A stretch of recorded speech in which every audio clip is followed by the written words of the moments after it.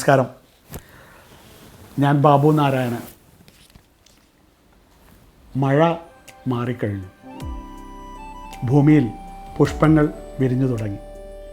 ഗാനാലാപനത്തിൻ്റെ സമയവുമായി. അരിപ്രാവുകൾ കുറുകുന്നത് നമ്മുടെ നാട്ടിൽ എങ്ങും കേട്ടു തുടങ്ങി. ഇത് എൻ്റെ വചനമല്ല, ബൈബിളിലെ മഹത്തായ വചനങ്ങളാണ് ഈ പറഞ്ഞത്.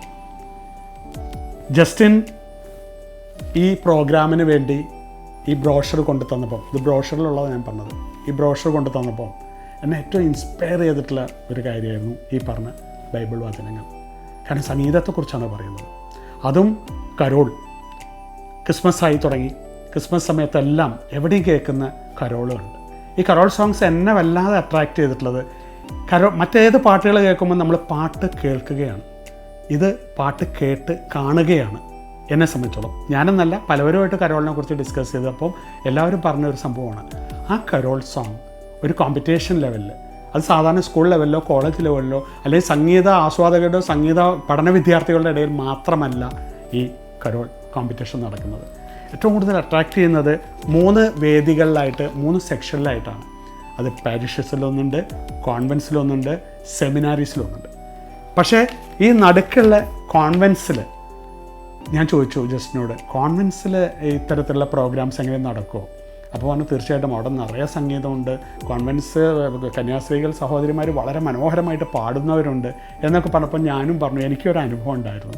കാരണം ഞാൻ ഒരിക്കൽ കോഴിക്കോട്ടേക്ക് ട്രെയിനിൽ യാത്ര ചെയ്തുകൊണ്ടിരിക്കുമ്പോൾ സഹയാത്രികരൊന്നും മിണ്ടുന്നില്ല, ആരും അങ്ങോട്ടും ഇങ്ങോട്ടും മിണ്ടാതെ ട്രെയിനിൻ്റെ ആ ഒരു കൂവൽ സൗണ്ട് കേട്ട് ഇങ്ങനെ പോയിക്കൊണ്ടിരിക്കുന്ന സമയത്ത് എൻ്റെ അടുത്തിരുന്ന ഒരു കന്യാസ്ത്രീ, വളരെ ഐശ്വര്യമുള്ള ഒരു കന്യാസ്ത്രീ, കണ്ണാടിയൊക്കെ വെച്ചിട്ടുണ്ട് അവർ അടുത്തിരുന്ന് അവരറിയാതെ മൂളിപ്പാട്ട് പാടുകയാണ്. അപ്പോൾ അതിന് എനിക്കൊരു ദൈവീക ഗാനമാണ്. ആ ഒരു മൂളിപ്പാട്ട് കേട്ടപ്പം ഞാനും വളരെ ശ്രദ്ധിച്ചു. കാരണം പാട്ടല്ലേ, പാട്ട് എവിടെ കേട്ടാലും എന്ത് ടെൻഷൻ ഉണ്ടെങ്കിലും മാറി കേൾക്കുന്നതാണ്. ആ പാട്ട് കേട്ട് അവർ മൂളിപ്പാട്ടാണ് പാടിയത്. അവർക്ക് ഉറക്കെ പാടാനുള്ള സ്വാതന്ത്ര്യം ഉണ്ടോ എന്ന് എനിക്കറിയില്ല, അവർ അങ്ങനെയല്ല. പക്ഷേ ആ മൂളിപ്പാട്ടിൽ വളരെ മനോഹരമായിട്ടുള്ള രാഗവിസ്താരങ്ങളോട് കൂടിയിട്ടാണ് അവർ ആ മൂളിപ്പാട്ട് പാടിയത്. അപ്പോൾ കേട്ടപ്പോൾ ഞാൻ പറഞ്ഞു, ഞാനിങ്ങനെ സിനിമയുടെ ഡയറക്ടറാണ്, ഇന്ന ആളാണ്. അപ്പോൾ എനിക്കത് ഇങ്ങനെ സഹോദരി പാടിയത് വളരെ രസകരമായിട്ട് തോന്നി. പാട്ട് പഠിച്ചിട്ടുണ്ടോ? ഇല്ല, പാട്ട് പഠിച്ചിട്ടില്ല. പക്ഷേ ഞങ്ങൾ മിക്കവാറും കന്യാസ്ത്രീ മഠങ്ങളിലൊക്കെ ഒറ്റയ്ക്ക് ഒരുപാട് പാട്ട് പാടാൻ കഴിവുള്ളവരും ഒരുപാട് പേര് ഇവിടെ ഉണ്ട്. അപ്പോൾ അവരൊക്കെ ഞങ്ങൾക്ക് ഇടയ്ക്ക് വളരെ സന്തോഷം വരുമ്പോൾ, സങ്കടം വരുമ്പോൾ, അല്ലെങ്കിൽ എന്ത് പ്രശ്നങ്ങളും ഞങ്ങളിടയ്ക്ക് പാടാറുണ്ട്.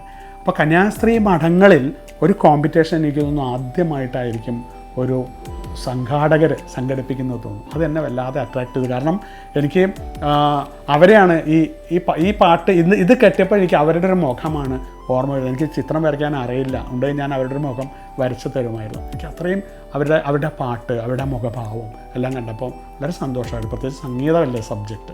അപ്പോൾ ഇതിനകത്ത് ഇങ്ങനെ സെമിനാരിയിൽ ഈ പ്രോഗ്രാം എന്ന് പറയുമ്പോൾ അതിനകത്ത് ഫസ്റ്റ് പ്രൈസ് 25,000 രൂപ, 10,000 രൂപ, 5,000 രൂപയുടെ. ഞാൻ പ്രാർത്ഥിക്കുകയാണ്, യേശു ഭഗവാനോട് ഞാൻ പ്രാർത്ഥിക്കുകയാണ്, ഈ കന്യാസ്ത്രീ മഠത്തിൽ നടക്കുന്ന കോമ്പറ്റീഷൻ അവരേത് മഠത്തിലുള്ളതാണ്, അവരിപ്പോൾ ജീവിച്ചിരിപ്പുണ്ടോ, ഇതൊരു 15 വർഷം മുമ്പ് നടന്ന കഥയാണ്, ഒന്നും എനിക്കറിയില്ല. പക്ഷേ അവർ ജീവിച്ചിരിക്കുന്നുണ്ടാവണേ ദൈവമേ എന്നുള്ള പ്രാർത്ഥനയും ഈ 25,000 രൂപ ആ സഹോദരിക്ക് കിട്ടാൻ കൂടെ ഫസ്റ്റ് പ്രൈസ് കിട്ടണമെന്നുള്ളൊരു എൻ്റെ ഒരു ആഗ്രഹം കൂടിയാണ്. കാരണം എൻ്റെ മനസ്സിൽ അവർ അത്രയും വളരെയധികം അവരോ അല്ലെങ്കിൽ അവരെ പോലെ വല്ലവരോ എന്തായാലും കഴിവുള്ളവരൊക്കെ ആയിരിക്കും കിട്ടുക. അങ്ങനെയുള്ളൊരു ഒരു പ്രോഗ്രാം അറേഞ്ച് ചെയ്തതിലാണ് എന്നെ വല്ലാതെയധികം ഇതിനകത്ത് ഇൻസ്പയർ ചെയ്തത്. ബാക്കിയുള്ള ഇൻസ്പിറേഷൻ വന്നു. ബാക്കിയിപ്പം സെമിനാറീസിലൊക്കെയാണെങ്കിൽ ഒരുപാട് ഫങ്ഷൻസൊക്കെ നമ്മൾ കണ്ടിട്ടുണ്ട്, അറ്റൻഡ് ചെയ്തിട്ടുണ്ട്. പക്ഷേ ഇങ്ങനെയൊരു ഇതാണ് എന്നെ വല്ലാതെ അട്രാക്റ്റ് ചെയ്തത്. എന്തായാലും എൻ്റെ മനസ്സിലെ ഒരു സംഗീതം എന്ന് പറയുമ്പോൾ, പ്രത്യേകിച്ച് ഒരു ക്രിസ്തീയ സംഗീതം എന്ന് പറയുമ്പോൾ എൻ്റെ മനസ്സിൽ ആദ്യം വരുന്നൊരു വിഷ്വൽ എന്ന് പറയുന്നത് ആ കന്യാസ്ത്രീ, ആ സഹോദരിയുടെ മുഖമാണ്.